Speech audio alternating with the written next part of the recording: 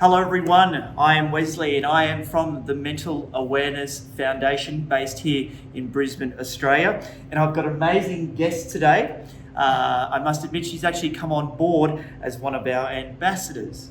And this beautiful lady, would you believe, is a very talented musician, and she's actually within the country music industry. She's actually written 2 albums, is that correct? I have, yep. Hashtag amazing. Now, I'm not going to lie, I personally don't listen to a lot of country music. You're forgiven. Thank you. However, doing some research for today, I actually listened to 2 songs yesterday. Ooh. The first one was Dream Wild, Uh-huh. which was awesome. Here we go. I feel at 2 a.m. the buzz on my phone. Is that right? Yes. Woo! Backup singer. Yeah. However, the one song that I really did gravitate towards was Lives on the Lawn, a song dedicated to the people of Townsville. It literally blew me away when I was listening to it, because as I said, I don't listen to a lot of country music. However, I'm now a new fan, so Yes. I thought it was awesome. And I know that our CEO, who's here today, but she's not on camera, she loves you. But without further ado, ladies and gentlemen, North Queensland girl, Jade Holland. Hey guys. Thank you for making it today. Oh, thanks for having me. No, that's awesome. Now, being a new fan, do you mind telling me, how did you get into music? Yeah, so I was born and raised in the bush north of Cairns. So there's a little hippie town up there called Kuranda, and I remember seeing a friend of mine at an open mic night one night, and I literally was sitting in the crowd and I pointed to her and I said, "Mum," and my dad was sitting there. I said, "Mum and Dad, I want to do that." And my mum went, "Oh crap, I don't think you can sing." And I said, "Well, we're gonna have to figure it out. I'm gonna do that. That's gonna be me in 10 years. And Mum's like, "Okay." So she's starting to freak out and think, how are we going to do this? And we lived over an hour away from any kind of singing lesson teacher, any kind of guitar teacher, Wow. anything like that. So I didn't have any lessons. I would just sit there with the radio, or we finally got a computer back then, and watched YouTube. And if the dial-up connection would work for the internet, and I started teaching myself. And wow, so, you're kidding. Yeah. As in teaching yourself with the guitar, Yeah. like what else do you play? So I don't play any other instrument. Okay, I just think I guitar. could probably do the recorder really Yeah. badly if I tried. My teacher at school will be very disappointed in me now. But yeah, just guitar and sing. But I would just write out all the strings on a piece of paper and the fretboards, and put all my finger notation where they have to go, and then I'll go, okay, this is where we have to, this is where I hold my strings. And thank you for sharing that. That is incredible, because if you are watching this and you're thinking, how can I start? YouTube. You can do it yourself. I'm actually trying to learn how to play chess at the moment, and I'm looking up on YouTube how to play chess. You can teach me, because I can't. I for the life of me, I can't get it. I would say it's doing me any Yeah. well, but however, we keep trying. But I guess, listen, at NAF we are all about mental health and taking time. Was music something for you that would allow yourself to take time for your mental health, or was it that slight? Would it allow you to escape and I guess enjoy what you're up to? Do you know what? I feel like this is in a sense, yes, it has. Yeah. It really it allows me to get away from life. If I'm having a down moment or a down day, we all have them. I literally will just put on my favorite music, and will just drown myself in it, just because you just feel so good, and you get lost in the music, and for a moment or 10 moments, you're lost in time, and you don't have to think about the world. As far as a career and a profession is concerned, I get so wound up and caught up in it, though, it can be a double-edged sword, where I'm a person that wants everything yesterday, and I'm impatient, and I'm like a pit bull in music, so in that sense, it can be a downfall as well, because it can cause me some anxiety and things like that, just because I do want everything done yesterday, and I want to be my best, and sometimes I'm really hard on myself too. We were talking before this that I was in the studio last night, and that was wonderful, and then I got home from the studio and I just thought, did I do that as good as I could? And I questioned myself, and the first thing I did in the morning, because I got home from the studio at 12 a.m, first thing I did this morning was call Mum, and she went, listen, Yeah. you did a great job. I did it. She's like, I wasn't there, but I know that you did a good job and you put everything into it. And I went, deep breath, okay, you know. Well, you touched on something. We are our own harshest critics. I can Mm-hmm. definitely tell you that, even for myself. However, at least you did it. You Yes. did it. You ticked the box, Yep. and I'm sure it would have been good. But yeah, but I think that's just showing your passion for what Totally. you do. So well done. I wanted to share a story with you. When I grew up, for myself, like when I was at school, I'm 39, so I went to an all-boys school, so during the 90s, and during that period, if you did music, you literally weren't cool, and I won't use some of the words that you were called. However, listen, you're from rural Queensland. You know, how was music perceived to your peers, or how did you cope with, I guess, wanting to be a musician? Was there pressure or teasing, or was it a good experience? Do you know what? It's a funny one. So I grew up in Coranda. I went to a school where it was mostly Indigenous students, and I loved the experience. NAIDOC week and things like that. You get to learn about everyone's culture and all come together, and that was so great. I was the only female person in our music class, and I was the only Caucasian person. And so my music experience growing up was just it was a good one. It was a positive one. And I learned, like, the first type of music I learned was reggae, so, and I'm a country music singer. And the first thing I learned on a guitar was how to do the up strum on the offbeat for a reggae song, and I was like, this is really cool, but I totally understand where you're coming from. And because this is the crazy thing about how we travel through time, through eras and things like that, and how, where something was kind of forbidden to do or to talk about back then is now the absolute opposite, and we're welcomed with open arms to be able to, talk freely or speak freely or sing freely, So I think my music experience growing up was a really good one, because I was at, a place that really embraced culture and whatever came with that. And I was saying to Jade before the interview, I really hope that actually doing music now is really cool, and you are cool, and apparently it is so. And anyone watching this, you are young and you're thinking about getting to music. Not that I have regrets in life. I kind of do wish it was something that was probably more prevalent, because there's definitely something about music that I think is therapeutic, meditative, and just connect. I've done a lot of traveling, and you connect through music, and being able to play it, I think, would be magic. Absolutely. That's the wonderful thing about music. You can have the ability to touch somebody somewhere in their life that you don't realize that you're doing it. Do we have 2 seconds? I do have a little story for you. Please. So this was I've got goosebumps already, the turning point in my career where I knew that I had to keep going in music.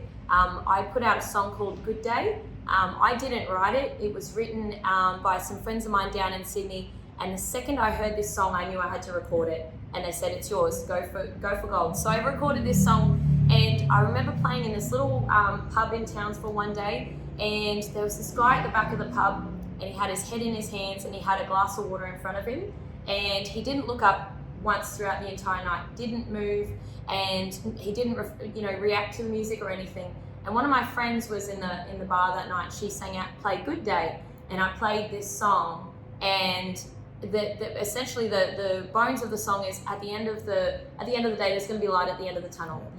Like we can get through this together. And I played that song, and that was the last song I played in that set. And this guy came up to me in tears, and he said, "I had no plans to get out of bed tomorrow." And for me, I cried with him when we were both standing there, and I gave him a hug, and I just, it was the moment, I got them all again, that was the moment for me where I knew that this was what I had to do. This was my job. Yeah. This was my role in life. And thank you for sharing that. To me, that just sounds like connection and hope, giving people hope. Yeah. And that is beautiful. And actually, that probably segues into my next question, which I'm sure along your journey, you've had many ups and downs, and perhaps some mental health experiences. Are you happy to share, I guess, a low point perhaps that's turned into a good lesson? Yeah, absolutely. I was 21. I had a full tour schedule. I had a manager. I had a day job because back when you're starting out, music doesn't pay the bills. I had a partner, I had my family in Townsville, and I got offered the record deal of my dreams in the UK. I thought, you know, at the time I was 21, I thought my whole life has just changed, my world, all my dreams have just come true at once. I literally packed up my life, I left my partner, I said goodbye to my mum and dad, I quit my day job, I cancelled all my tour plans, and I drove to the airport after months and months of negotiation and planning for this, and I got there to find out that my flight documents that I had in my hand were fraudulent and they were fake. And I just remember thinking, oh, this can't be right, you know, I've got to go check the printer, maybe I took the wrong ones, I don't know. And my manager called me and said, I'm really sorry, the whole contract is fraudulent, it's a fake contract, and this is no longer going ahead.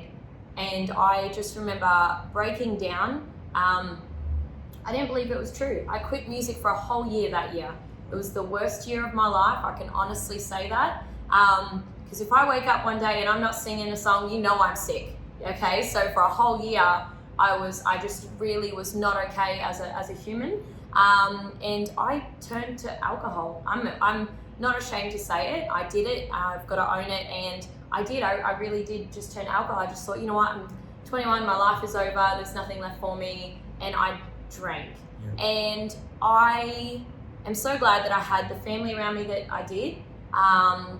They just sat and listened every single day to me say the exact same thing, you know, what about me, what happened to me? And I realized after a whole year of doing this same thing over and over, and I probably should have sought some kind of professional help to get me through this at a quicker point. But I had to experience that year. I'm grateful for it. It made me stronger. I learned so much about myself in that year that, I mean, if I can overcome that as a 21-year-old, I can take on really anything, you know. Was there a little turning point, you know, obviously that with the alcohol part, was there a part where you're like, I just can't do this anymore? Or what were those things? Well, you mentioned seeking professional help. Mm-hmm. Did you do that? Or was there sort of a turning point where you went, this is not working, I need to do something more positive or perhaps better for me? Do you recall that? I do, yeah. So for me, it was music. Yep. So, look, I've got goosebumps again. So for me, it was music. My manager at the time booked me a show for a charity for New Year's Eve. Now, I had not sung a note in a whole year. Yep. I had not picked up my guitar, nothing. He booked me this show. He had advertised it and said, you've got to be there, otherwise you're letting people down. Yep.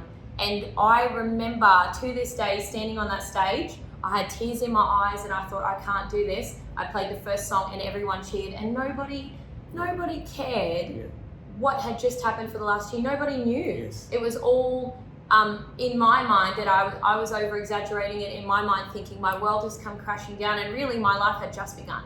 Yeah. You know, and my journey in music had just begun. And the second that nobody cared, they all clapped and they just went, this is why we're here, to see Jade Holland. And I went, wow. That what I've been hanging on to something that I should have just, you know, taken a deep breath, let go of over time, you know, talked about it with people, and just started my journey again. You know, there's always another day, we can start again. Yes. And I didn't know that at the time, so that was my turning point. And I remember waking up the next day hangover free because I didn't have a sip, and I just remember going, nah, okay, cool, now's my time. Yeah. We talked off camera about life lessons, mm-hmm. and you mentioned how your father has actually been one of those huge life lessons to you. Are you happy to share that story? Yeah, my dad, I got to paint a picture of my dad. My dad looks like a big scary biker. He has got the goatee, the big beer belly. He looks really tough, you know, the mean eyebrows. And when you meet him, he is the biggest teddy bear. But all growing up, well, I would say now he's the biggest teddy bear. All growing up, my dad was brought up in an age where men don't talk about their feelings, men don't cry. You be a provider for your family and you do your job, right? So I didn't know. It was probably about 6 years ago, I was going through a bit of a breakdown myself. I I just needed to talk to somebody. And I remember my dad coming up to me, of all people, and my dad said, why don't you try talking to somebody professionally? And I thought, this is really odd coming from you. And we just sat down and we, had a beer and we talked and we just said, hey, okay. And he told me his story, and I didn't know for years he had suffered with mental health himself. Yep. And for my dad, who's this big rock bear of a man, who doesn't cry, who doesn't, express his emotions, to open up and say that, and then he let it out, and I think it was probably a great thing for him, instead of hiding it from me, for however many years he had been suffering with this. Not only that, for him to say and have the strength and the courage to say, I've been seeing somebody professionally to help me work through this. I just grew an all new, love for this man, and he inspired me so much to, realize that we do need to, it's okay to talk, it's okay to open up. We can be tough, but we don't have to be tough on our own, and for my dad to do that, it brought our family closer together, and it really, I think we all grew as a family, and we just went, you know what, we've got one another, and we're lucky for that. Do you find now that you've, broken down that barrier, is talking about internal or mental health a bit easier within the family dynamic? Yep. Does your dad still talk about how he's travelling, or yourself? Absolutely. And the greatest thing is, because every now and then, like I said, we all have a sad day. Yeah. It's a common thing. Everyone has them. And Dad will just, he can tell, it's like a vibe, I guess. If he's on the phone, he'll go, are you all good? Is everything okay? And we ask each other now, and it's not the forbidden fruit to ask, it's, you're able to express and talk freely and not know that nobody's judging you. We're just genuinely there to care, and that's what we're doing, And thank you for sharing that. It's easy for us, like when we feel unwell, we go to the doctor, right? When we perhaps, hurt a hamstring or hurt our body, we'll go to the physio or a professional in that area. But when it comes to our mental health, we seem to just either suppress it or not talk about it. And thank you for bringing that up, because, listen, guys, that opportunity to speak to someone professionally, it is there. And to be quite fair, actually, a lady I spoke with yesterday from Mundubra, which is up near your way, she harped on about pushing, if you're not feeling mentally well, go get a mental health plan. Yeah. You can see that from your doctor, but there are professionals out there that actually will talk to you for free. Yep. If obviously money's a bit of a barrier. But thank you for sharing that. And please, guys, if speaking to a professional is an option, do it. If not, talk to someone safe or someone that you trust. Yeah, 100%. Now, I think it's no secret rural areas do it tough. If it's not fires, it's floods. If it's not floods, it's a tough economy. I guess to you, being from a rural area, why is it really important to spread that message of mental health awareness and that message of caring within those communities? Absolutely. So I think when you're, especially when you're from a rural area and things like that, it sounds really weird, but when I envisage talking about things, I think of what it would look like as a video or a film clip, right? And you, growing up in the middle of nowhere myself, you're out there by yourself and all you have is your thoughts, So I think we need to be talking more about it and calling people and asking, how they're going. We've had droughts, we've had floods, you name it, Australia's copped it. And if we're not there for one another and able to share this message and get it out there that it's okay to talk, this is where our downfall is when we're not doing that. So I think we need to band together. I look at it as, mental health, you're kind of sitting in a desolate situation. This is my, my imagery in my head and how I felt. I was there by myself in like a desert, and you kind of just feel like there's no one to talk to, but it's not till we gain the courage to reach out and ask, or we have the friends that reach out and ask for us. Thank you. And it actually probably brings me into my next question, coming back to that beautiful song, Lives on a Lawn. Like, obviously, Townsville floods, like, it probably leads into what inspired you to write that song. And how did you find that song connect with the community up there? That song, I honestly can say, it was the easiest song to write because there was so much to write about. You know, you've got people leaving their homes, and then they're putting all their appliances and bedding on the front lawn to be taken away because of all the water that went through their home. But not to mention all the help that came through for everyone. So it had so much content to write about, but was the most emotionally difficult song I've ever written. That song for me, I wrote it when, just after the flood started to go down. I had flown into Townsville. My show was cancelled, which was fine. I was already on my way to Townsville. So I wanted to go and check on my friends. And I remember arriving at Michelle's house, and I'm sitting out the front in my car, and on her driveway was her fridge with a family photo on it.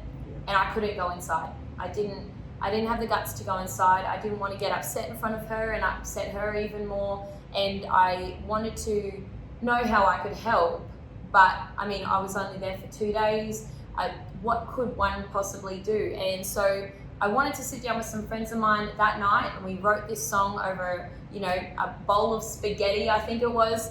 And we all just cried. There was 3 of us, and we just sat there crying. And those two, because I didn't live in Townsville at the time, they had lived through it. So, you know, the opening line, a soldier's knocking on my front door, it happened to my friend Tammy, you know, and that daunting feeling of we have 5 minutes to pack up a bag and leave our house. That's horrifying, you know, and that's your home and your livelihood, and that's where you bring your children up, or that's where, you know, you've got your pets and things like that. So that song, Townsville, I really think they really embraced it. We were able to, you know, raise a lot of money for the flood relief, which is what my goal was. You know, I didn't want a cent. I wasn't there for money. I wasn't there for anything, just to help somebody if I could.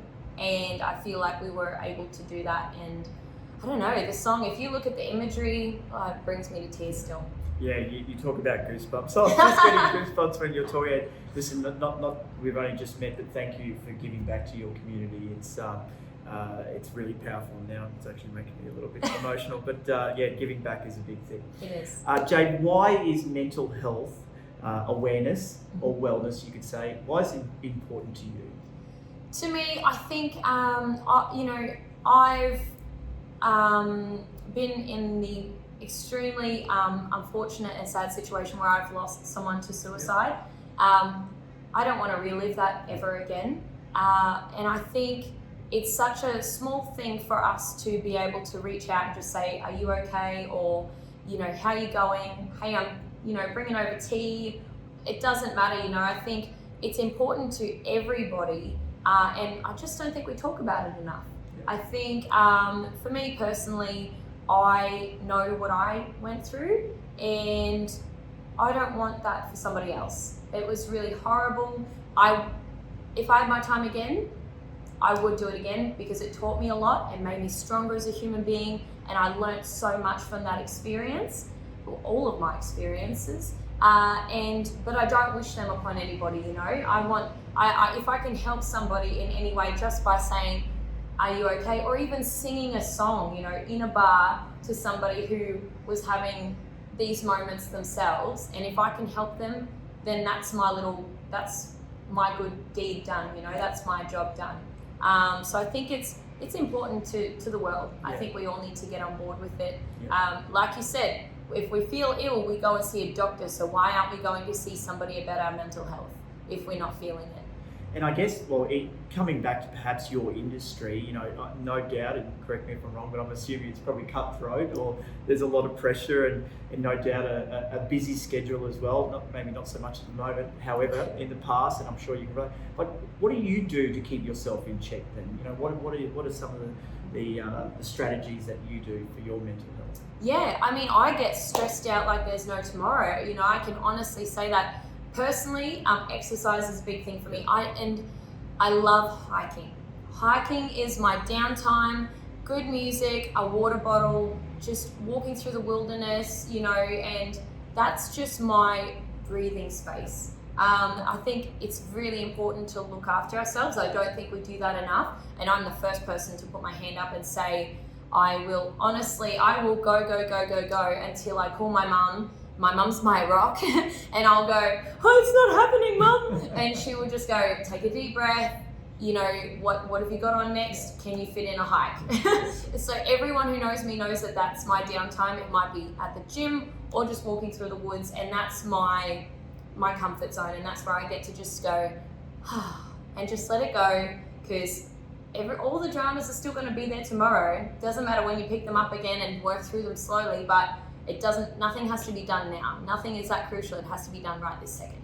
And thank you for bringing that up. There is research that's coming out that's showing by just being out in nature and going for a hike, or just being with the elements of outside, it is a huge mood improver. And I just actually 2 weeks ago I did O'Reilly's, the water track. Wow, just the waterfalls and the trees and the fresh air, and we actually went for a mate's birthday, which is, rather than going to the pub, we went for a hike. Yeah. And it was one of the best days. Yeah. So thank you for bringing it up. I love hiking. I think it's really good too. Yeah. Coming back to the industry, what has been some of the biggest key learnings from singing? I think one was trust. Obviously, when my record deal went pear-shaped, I didn't trust anyone. I couldn't trust anyone. I thought everyone was there to take something from me, or we call them sharks in the industry. And so, funnily enough, for a long time, I was a little bit cynical, and I would look at the worst thing first, rather than going, that's a great opportunity. How can I embrace that and help them and help myself? So one was trust. That I definitely learned to trust again. The other thing I think is that music is an interesting way to bring people together. It can move people, and I think what am I trying to say? It's like a process that we go to when we hear a song that specifically touches us. I don't know what the emotion is, but it's a feeling that we get, and we just feel at ease. I feel that when I'm doing music, when I'm singing, or my favorite time is a Sunday afternoon with a beer watching a band. Yeah. That is me content to, the nth degree. Like, that is me in total. And so when you feel that moment, it's just a wave that comes over you, and it's that release of everything else. It's what I feel when I go to nature, So I think learning to let go a little bit and know that it's all going to be okay at the end of the day is probably what I was trying to say. But I think that's one of the biggest things for me is music. Whether you're doing any kind of career, all your to-do list is going to still be there the next day. So if you need to take a day for yourself to relax, or even 10 minutes and sit down, listen to an album. It could be a metal album. I love metal, It could be country. It could be pop, blues, jazz, whatever you want it to be, opera. Even it could be a podcast. Yes. You just take that 10 minutes to just trust the process, feel it, and just let go for a second. And I think those are the two things for me, is just that letting go and trusting people again has been my big thing. And I'm also hearing that you're taking time for yourself. Yep. I firmly believe in that. I think it's so important, because we don't these days. And there's so many people. I used to be a person where I would do everything for everyone else, and I would make sure that they were happy, and at no point was I happy.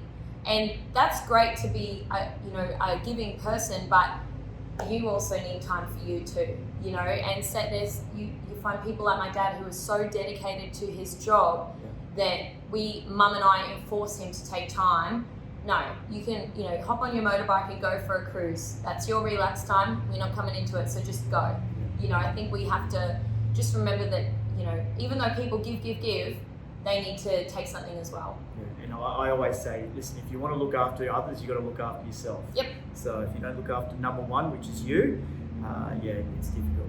I think you I answered it, but if you could get a message out to thousands of people, what would that be? I think just to remember that we're all only human. Yep. We can only do so much, and it's okay to start again. Like, I know that we're not promised tomorrow, and I firmly believe in telling people how I feel. If you love somebody, tell them today, tell them right now, because we're not promised tomorrow. But at the end of the day, we do know that tomorrow's coming around. We've got tomorrow again, and we can do whatever we need to do then. We don't have to stress about it today. it's okay to take your moment for yourself and just relax, because we live in a crazy world and in a crazy time. So, you know, just take a deep breath. And know that it will be okay. It will. Now, this is the most hardest question of them all. Are you a Cowboys fan? Yes, 150%. I'm a Queenslander, so I'm Broncos, beating Brisbane. However, we'll forgive you for that. Yes, forgive me twice now. But I am a Cowboys fan. Perfect. As well. It goes Brisbane, Cowboys, and then Melbourne, because they steal all our Queensland players. They do. Now, you have come on board, and thank you very much for being our ambassador for Walk for Awareness, which is coming up on the 11th of October, Sunday the 11th of October. We have a physical walk, and we have a virtual walk, and we have an exclusive. You're going to be releasing a new song, a brand new song, well, not for us, but for yourself, but for us and the awareness on the day. Please tell us a little bit about it. We can't say too much. I'm so excited. So, yes. I can tell you, it's called Do It Right, and it's when you first listen to it, it can be perceived as really deep and dark. It can. Yeah. I know that it can be perceived like that. And the reason why I wanted it like that is because everyone takes their own take away from it. And what I take from it is, yes, initially the words are, you know, if you're breaking my heart, do it right. And it's because we just want to know that if you do a good job of this, of breaking my heart, then I'm able to get up from this, yep. And I'm able to walk away from it, and I'm going to be okay. And that's what when I wrote the song, that was the feeling I wanted from it. It's an empowerment song. It's about, okay, I'm down. You need to be done with me, you know, and that way I can get back up and I can stand on my own 2 feet and I'm going to be okay. I can do this by myself. I'm hearing a song of strength. Yeah, absolutely. Yeah. And well done, and thank you for your effort to wanting to, I guess, promote and push the Mental Awareness Foundation, our message of suicide prevention and mental wellness. But to have a song released on that day was very humbling. Oh, so, thank you. Look, I think now more than ever, we need to be checking in on everybody. Yep. Check in on your friends, and we need to be, you know, just making sure everyone's okay, you know, even if we maybe have to go over there with coffee and knock on their door, you know. Yes. Because now more than ever we need people in our lives. We need to be able to speak up or to ask for help. Yeah, please reach out to that friend as well. Now, we are fortunate, I believe you're doing a few shows coming up, because yes. We are in Queensland. Fortunately, we're open up here. Do you know any of your dates out of curiosity? I don't. I know there's one here at the regatta because we're coming. But anyway, listen. Where can people find you? What's the best place? So I've got my website, jadeholland.com, yep. Facebook and Instagram, all those fun things, and YouTube as well. If you want to check me out before you come along to a show, and then you can sing along with me. And that's what I was doing yesterday. And I'll be the backup singer, the triangle guy, cowboy guy. You see me up there. You can have a pom-pom for everything. Absolutely. Jade, thank you very much. Thank you for allowing us to spread the message of mental wellness through your channels as well. You know, I know on the day you'll be performing at a rural location. I can't recall exactly where, but you'll be doing something on the day of the walk, and we'll be crossing live through Facebook for that. Very cool. Yes, it is super cool that we can do it these days. 10 years ago, you'd be like, Facebook Live. But thank you. If you are watching this, please like and share. It really does help spread that message, or spread it into someone's feed that may not know about us. With that said, the walk registrations are open, walkfораwareness.org.au. You can register anywhere actually in the world, but Australia, of course. And if you're in a rural location, we're actually really focusing on a rural push this year, because we really want to get into those communities. And if you're a champion, if you're a rural champion, which I'm sure you are, in those areas, please reach out, because we will assist you in trying to build up a small community in that area that's obviously a COVID-safe environment, that you can actually participate in the walk together at a safe distance, but bring the community together and talk about mental health. So that's thank awesome. you, Jade. Thank you. Thank you for watching. We'll peace out, and we'll see you next time. Thank you very much. Cheers. Sweet. We'll be right back.